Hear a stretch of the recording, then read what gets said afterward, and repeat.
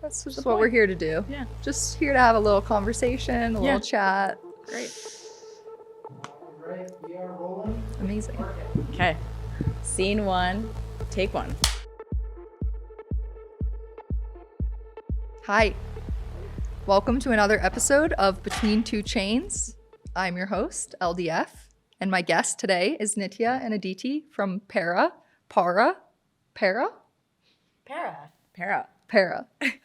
Okay, so Para is an embedded wallet solution, which is great because if there's one thing crypto needed, it's another wallet. But seriously, what makes Para different? Para is different because not only can you easily onboard your users, but you can also have your users reuse those wallets across different apps. So they are universal at the get-go, which we think is fun. Crypto onboarding has come a really long way. It used to be impossible, but now it's just incredibly painful.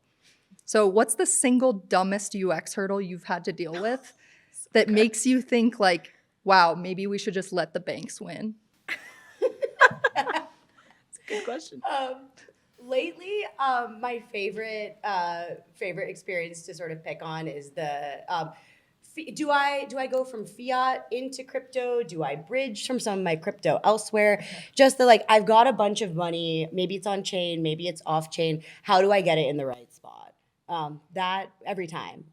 We all have that problem. I have a lot of money. Like, where do I put it? Right. That's my problem. So much money. Like a lot of money. Yeah. Right. Users don't want to think about wallets. In fact, most of them barely want to think at all. So if Para does its job perfectly, does that mean that wallets just disappear? And if that happens, are we all out of a job? What's next? That's a good question. I think wallets disappearing as a term is very much the goal. We should instead be thinking about sign-ins, where my information is, connecting my information to the right place. I think it turns into much more of an identity and an almost portability reputation problem. Mm-hmm. That's very fitting because cross-chain transactions, multiple wallets, signing messages, these are all things that normal people just love doing. Oh, wait, no, they don't. So in a world where clicking one wrong button means losing all of your money forever, how does Para make crypto UX feel less like disarming a bomb? Oof. Yeah. I mean, the state today is very much disarming a bomb. It's pop-ups, it's bridging, it's selecting the right chain. Oh, wait, I have USDC on all these different chains, but they are all the same asset. Para's goal is to really make that invisible. And so removing all the thinking that users currently do today and just making that as seamless as possible. I love not thinking. That's my favorite. Exactly, me too. So as smooth-brained as possible is the goal. Hell yeah. I love that. Love that intro. Now that we've gotten the hard-hitting questions out of the way, Aditi and Nitya, I just want to say welcome. Thank you so much for joining us today. Thank you. Excited for this collaboration with LayerZero that we're doing with Rehash. And so I want to get a little deeper into the way that you guys are thinking about interoperability and the multi-chain future that we inevitably have ahead of us. So to start off, I just want to ask, when you guys think about interoperability, what does that mean to you? For us, kind of information on chain is special. There's a reason why you go through paying gas, signing cryptographically, and it's because of really two properties. The first is that you actually own that information. And the second is that anyone can access that. And portability and interoperability are really the unique primitive. I think another word people use here is composability, which is, of course, just being able to build on top of the existing building blocks. And so we kind of think about this as how do we kind of bring the very best of what's on chain so that you have all the right primitives so that I've probably uploaded my driver's license. I don't know, maybe I do that like 30 times a year across some various things. Instead, having attestations that you can bring along with you just to maybe prove certain parts of your identity, having that in a wallet that you own. And that's really what we're building towards. It's interesting because I feel like a lot of people, like interop and interoperability is like a hot word right now, but people automatically jump to value transfer and like speaking between different chains. But you guys, you've mentioned it a few times now about data and other sources of information. Like, how do you think about connecting Web 2 data and Web 3 data? Like, is it bringing information on chain so that it does have these unique properties? Like, how do those worlds kind of speak to each other? Yeah. I think with Web 2 data, we found that a lot of users find kind of coming into Web 3 products with their Web 2 identity really familiar.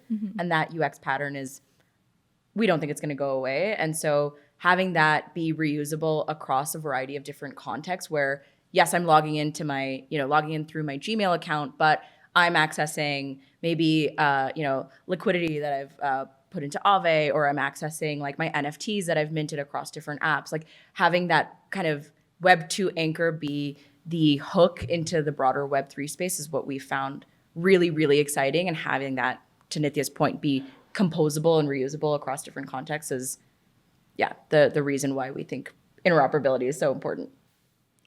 Is that like, are you finding, what is the most important like first piece of information for people to have when they enter crypto? Because again, I know we joked about it earlier, but if you aren't starting with money on chain or, like assets that you've already interacted with before this experience was smooth, like what does that onboarding look like? Yeah. I think some of there's a couple of initial steps, and they happen in different orders, really depending on what the context is. But I think the kind of non-negotiables are having some kind of wallet address, whether the user knows it or not, but having some way to sign from that user's identity or account or on behalf of it. The second is how do you actually sign and put a transaction on chain, which is having some access to funds in that wallet, whether it's through kind of gas tokens directly deposited in the wallet, other tokens used for gas, connection to a smart contract wallet. But you need some way to pay for that computation, being able to actually put that on chain. And then the third element is identity. And identity is usually the last one to show up. But in contexts like more social networks, it can show up first. But that's really how we start to think about, okay, who owns this wallet? How do they kind of build up a reputation to this identity? And then that's what starts to kind of get you into really like leveraging and starting to benefit from everything that you get from having this identity on chain. And when you talk about embedded wallets too, is that a wallet that can interact across chains, or does that only solve one piece of the puzzle for the user when they sign up, making the onboarding experience easy, but they still have to deal with the hurdle of then trying to use apps across all these chains with a wallet that may not work? Yeah, absolutely. The term embedded wallet is, I think, a very convenient way to describe having an application that can initiate transactions directly. But I think beyond that, it's a category that has a lot of kind of nuances and differences between kind of different implementations, different options. I guess when we think about it at Para and in terms of the product that we built, we think about how do you get that ease of use of apps having control of their UX with all of those interoperability and ownership benefits. And so when we provision wallets, it's very, very similar to an EOA in the sense that it's the same wallet that can work across chains. It's the same wallet that can work across apps as well. And so we've done a lot of work to support some of these open standards like Wallet Connect so that a user never has to export a private key in order to get additional functionality from their wallet. And do you see that applying across the across EVM and Solana and different ecosystems, or like what's the extent of what is like possible with this? Yeah, this is what's so exciting about so one very early decision that we made was whether we wanted to build smart contract wallet infrastructure or focus more off-chain. And we felt that there was a lot of great work happening with smart contract wallets, but specifically when you focus on the off-chain cryptography layer effectively, what you can do is provide an account that does work across all of these chains because you're basically interfacing with the cryptographic layer. And so in cases where different chains have different elliptic curves, you can still put that under the same account. It'll be different cryptographically, but you can have, my same email, doesn't matter if it's a Solana app, an EVM, the L1, an L2, maybe an alt VM. It's all the same set of keys and management from an account perspective. I love this because it's like assuming interoperability is solved under the hood and kind of allows the user experience at the top level to focus on actually being good at what it's supposed to be good at. Like, who's doing the best job at solving the UX problem? Like, what applications are the most forward-looking right now? Actually, just to take a step back to Nitya's point about kind of focusing more on the off-chain piece, the nice thing about kind of focusing on the cryptographic layer of this is you also offer kind of modularity to developers. So if you wanted to add in some sort of account abstraction features, or if you wanted to add in some sort of like smart account feature set on top of Para, you can do so. And so that was another really exciting piece of, yes, you're allowing this to be cross-chain and interoperable at the start, but also still giving people the flexibility and choice with how they want to build their app. And so that was really fundamental to how we thought about things. To your point on, an interesting app that we're really excited about. We always shout out Haraka, but I'm going to shout them out again. They are an app that allows entrepreneurs in Ghana to receive loans, all based on their social reputation. And so they basically allow users to sign up with phone number. All of this is also connected to M-Pesa, and people can kind of automatically apply for loans, to cash out if they want to as well. And we've just found that use case is really truly bringing more users to crypto in a way that's very unique. And so from that perspective, we found that really that friction of what is a private key? Do I need to now write this down? Like, how do I store it? That can all be obfuscated away, and you can get kind of broader benefits to a society that actually needs, access to capital. Totally. And so that's been super, super cool. I'm always a big Haraka fan. I know Nitya is as well, but it's cool too because like that's one end of the spectrum, and I feel like you guys have a lot of focus and get a lot of credit for this onboarding experience and kind of abstracting away the complexities and scary parts of coming on chain for the first time. But I saw David Phelps wrote a really nice piece as well about like on-chain native applications and people who do already have wallets being able to leverage that identity and not start over completely. So yeah, could you talk a little bit more about like for the people that have been building on-chain applications, like that was a design choice as well, right? Yeah, absolutely. This, I think, builds on what Aditi mentioned earlier around a more modular approach, where we think a lot about how can you kind of bring embedded wallets and add them in. Oh, did I? No. Oh, sorry. My hair was in the shot. Okay. It happens. It's a paid actor. Yeah. Sorry about that. We can get that. But so we think a lot about kind of offering, to the point Aditi made earlier, a more modular integration experience as well. Even when it means that there's kind of more work that has to be done on our side. And so we do support things like leveraging external wallet connector libraries, in the case of Jokere's Rainbow Kit, in the case of others, Wallet Connect, and being able to add embedded wallets as an add-on, an extension. I think from the developer perspective, that helps kind of incrementally almost widen the funnel and widen the aperture of people who can access an application, where a lot of teams will start with only targeting crypto natives. And then when they've reached a certain point, they'll decide that they do want to cater to a broader audience. But I think to kind of a secondary point there, once you do have funds on chain, everything becomes easier. And I think that's something that really informs our view on interoperability as well, is that we don't want people to have to go between the fiat and crypto worlds, necessarily have friction between them. It's not because some provider isn't doing their job or somebody hasn't built a good product. The fiat world is fundamentally reversible. Credit cards have a 30-day repayment period. crypto rails are completely irreversible. And so it would make sense that you have these points of friction. And so once someone's on chain, helping them leverage those assets wherever they can, rather than kind of locking in and putting up walled gardens is, I think for us, just really important when it comes to kind of not getting in the way of user experiences that are going to be beneficial. Definitely. Yeah, that makes me think a lot too about like getting to the next phase of companies thinking about like retention as opposed to this onboarding moment. Because to your point, like once they have gotten over this initial hurdle of getting money on chain, it's like, now how do we make it as easy as possible for it to stay on chain, do all the things you want to do, and not worry about which chain it's on or really anything else. But yeah, like retention is something that we haven't even gotten there yet for a lot of companies, which I'm really excited about. I have so many things to say. Say it. Okay, great. Say it all. Yeah.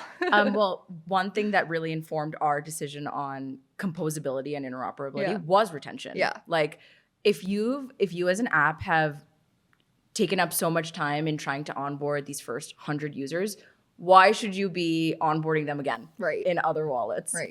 And so that's kind of our bread and butter. And actually, to your point on kind of interesting apps that are doing this and doing UX in a way that we really appreciate, we found that certain ecosystems are thinking about this a lot. Okay. Where if you are trying to onboard a user base, having that user base be in sort of like a sticky wallet that they can kind of leverage across apps is really nice, because now they're, taking the effort to bring fiat on chain and can use that money everywhere. And so that's another kind of point that we really care about, just the retention and the cross app touch points in an ecosystem, because that's what we fundamentally believe. Nitya's done a lot of thinking about this before, but how like crypto is really a function of product flywheels, and you're doing something in one app, you're maybe doing something in another app, and then you're going right back. And that's how people build kind of affinity to the apps they like. And so, certainly core to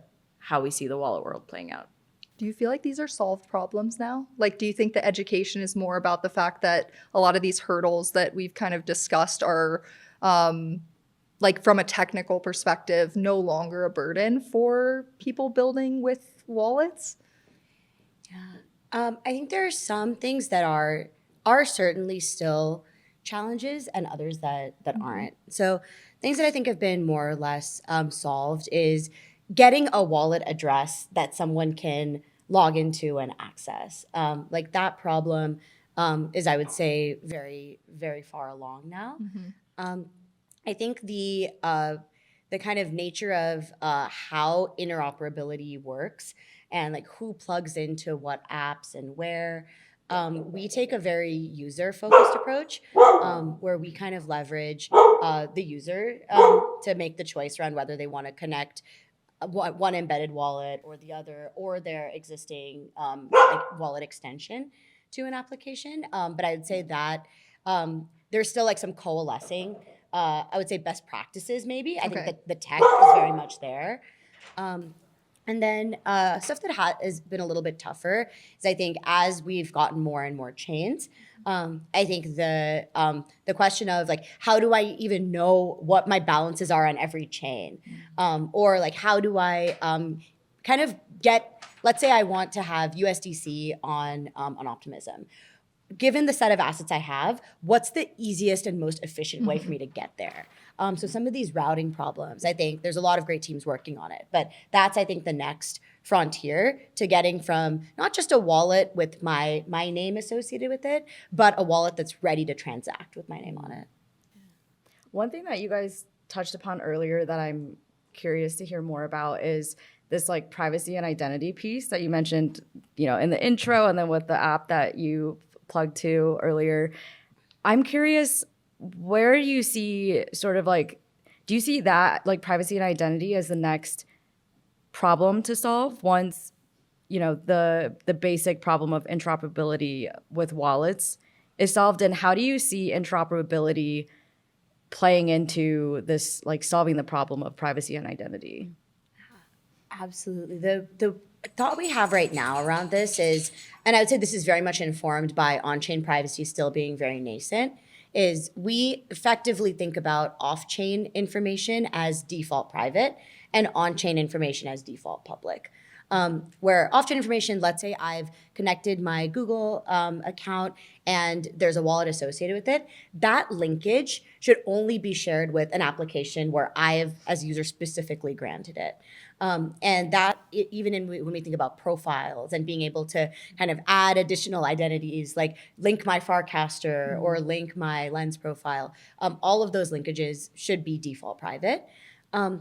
But I think as we kind of go into identity and reputation, AI is, I think, the elephant in the room here, where whether it's a human-owned wallet or an agent-owned wallet, being able to accrue reputation and proof of work is, I think, going to become increasingly valuable as it becomes cheaper and cheaper to spin up an identity. Like just having a wallet key pair on chain doesn't mean much. And that's where even being able to build up a reputation across the different products that you're using starts to become more and more valuable.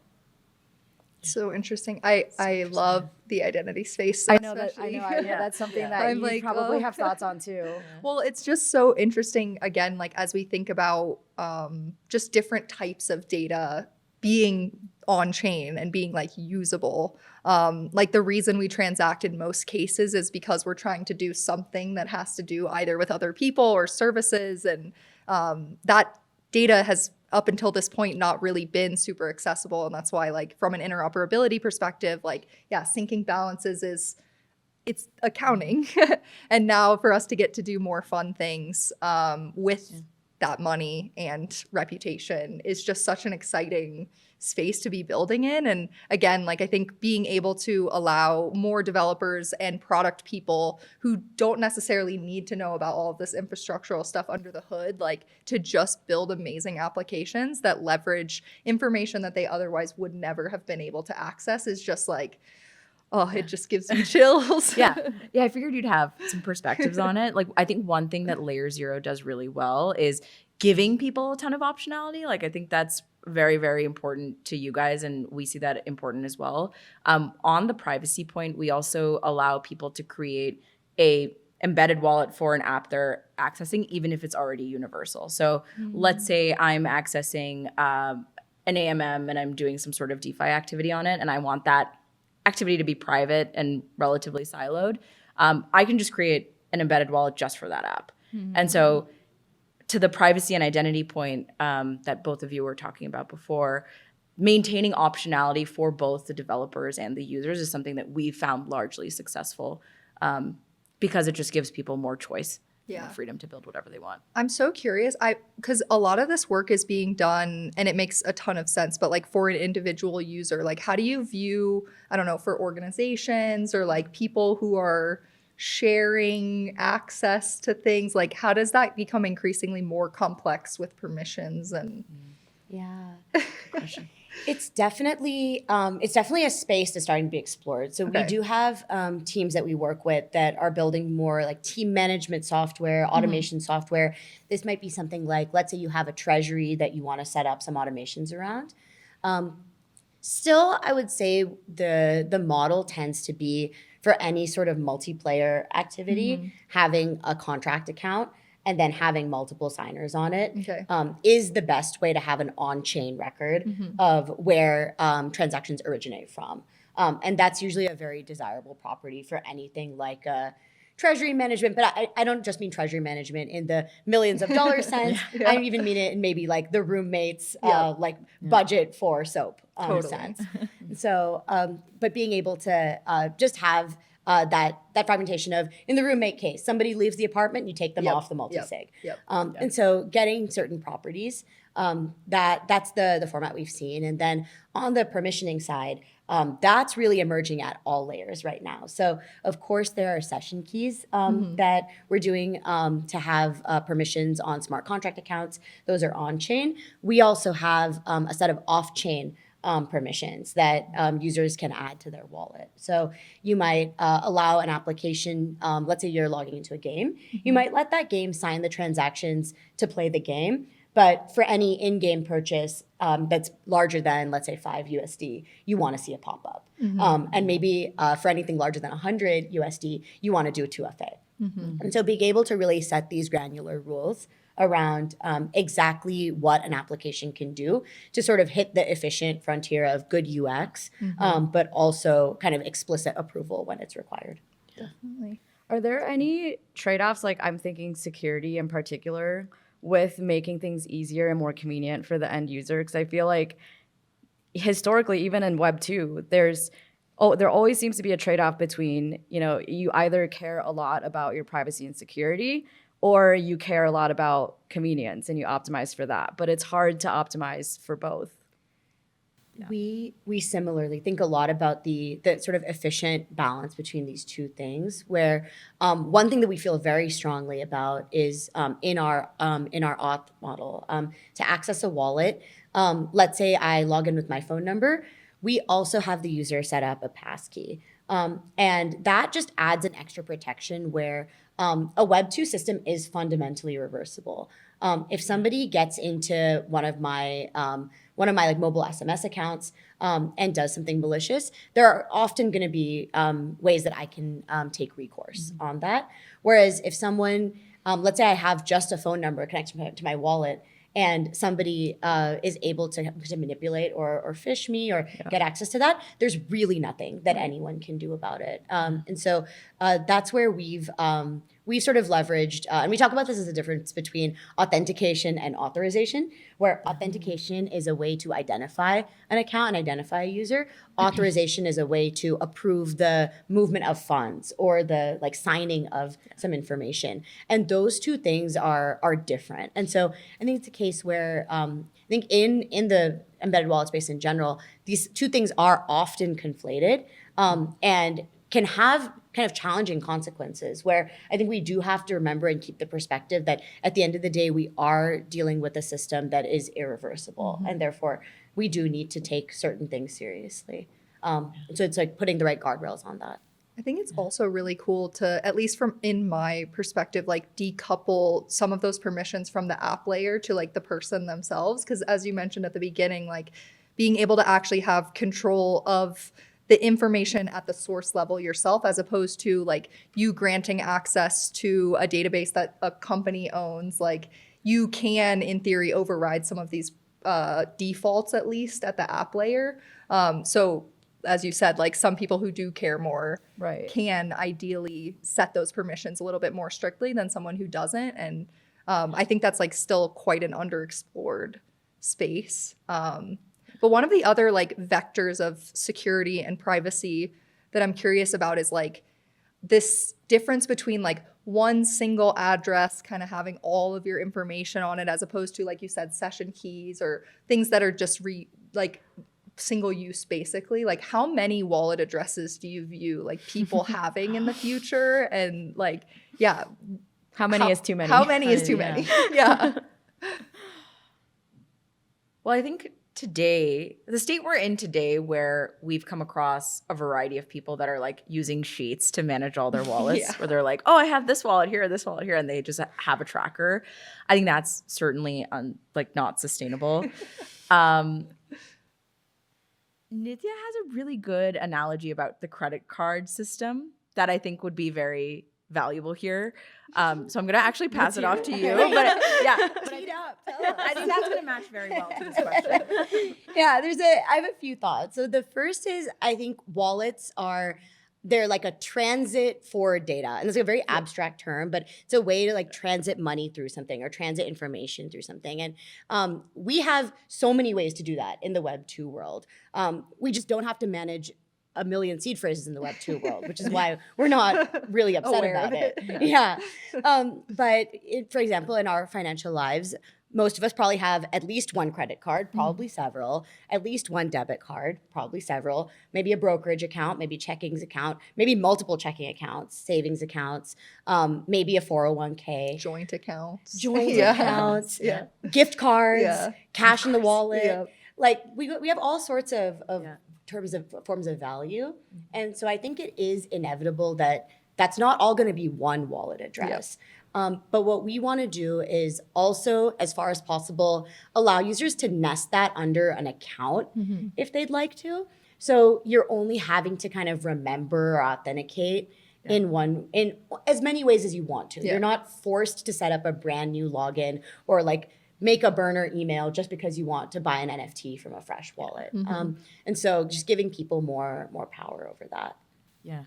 That permissioning system is really key though, because that is what will allow kind of you as a user to delegate like certain funds or certain access to an app.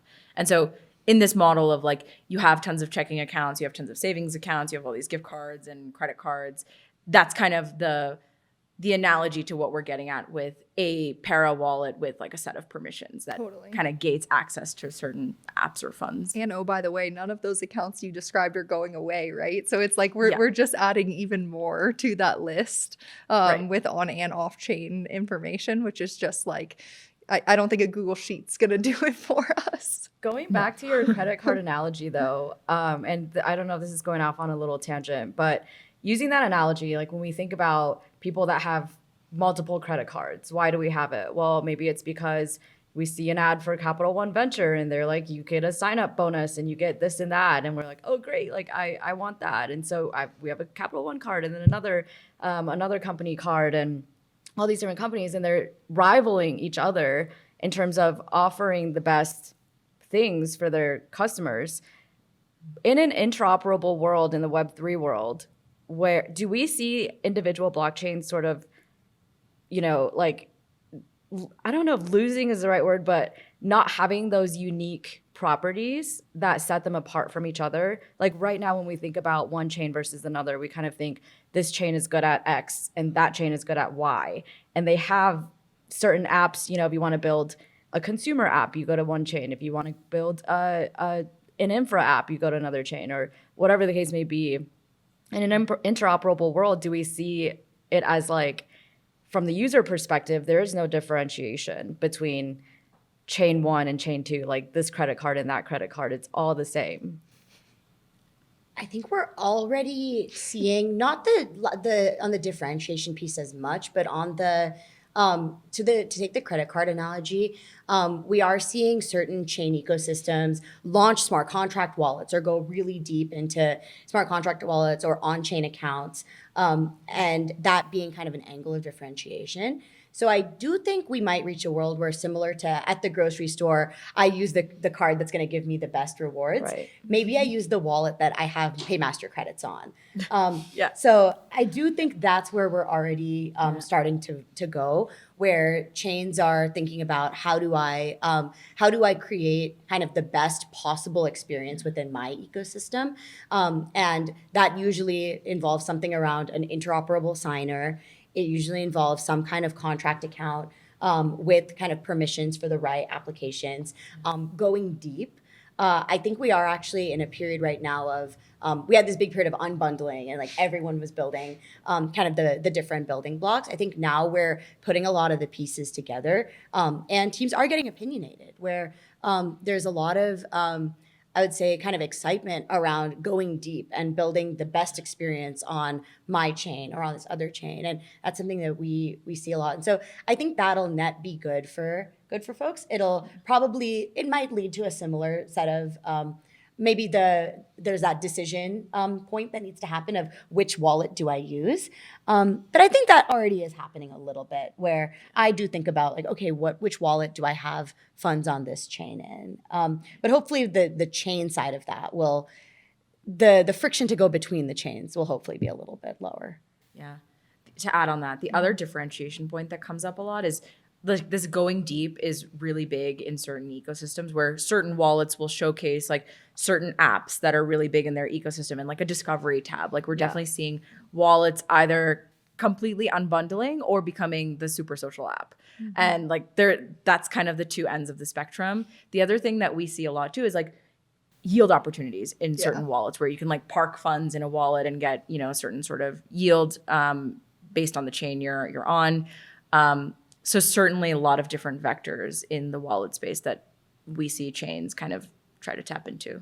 I feel like apps are doing the same thing too, and it's interesting. It's not quite as bad at this exact moment in time, but there was a period where it was like an app moving to another chain was like a big announcement or something, and then they like have this whole spiel about how it was like the perfect place for them and they couldn't do what they wanted to do beforehand, and it's like, I don't know, star players on a sports team like moving teams. Free Yeah, agency. exactly. Yeah. Yeah. Right. But at the end of the day, like that kind of wore off pretty quickly because people were like, I don't actually like your app's still the same app, you know.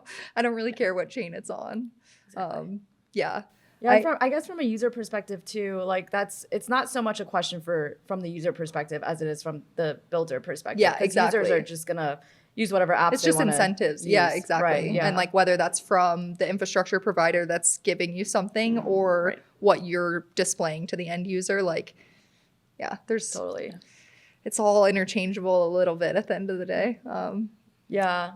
I have a final question. Okay. I know we're kind of getting up on time, and I feel like I could keep going for a really long time. This is so great.